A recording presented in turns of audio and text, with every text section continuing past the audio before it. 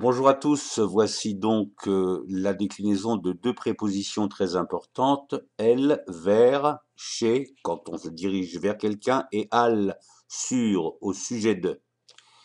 Donc je vais vous donner d'abord deux phrases qui sont issues de la tradition juive, de Hillel, Azaken.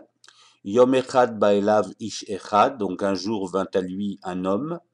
On parle d'un homme qui vint voir Hillel, le sage. Yom echad ba'elav ish zaken, le elav ici désigne lui. Vers lui, le vav désigne la personne. Troisième personne. Mashesanu alecha alta selechavrecha, ce qui est détestable sur toi, pour toi, ne le fais pas à autrui. Ne le fais pas à ton ami, littéralement.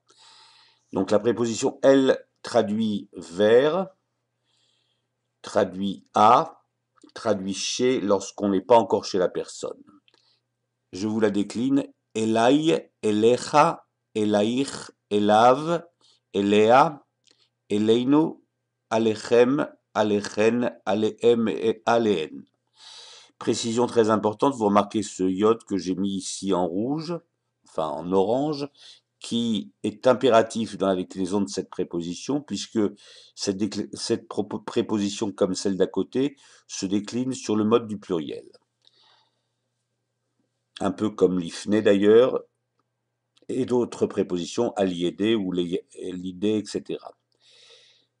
Alors, al sur, au sujet de. Alai, alecha, alaich, alav, alea, aleinu, aleichem, aleichen, alehem et aleen.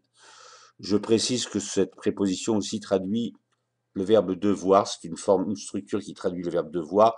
Quand je dis, par exemple, alai latset arshav, je traduirai la phrase par je dois partir maintenant. Donc il faut connaître absolument ces prépositions qui sont très importantes. Dans le cas de al, très intéressante aussi, puisqu'on sait que ça traduit le verbe devoir également. Et donc, voici quelque chose qu'il faut apprendre par cœur, se rappeler que le iode doit faire absolument partie de la déclinaison.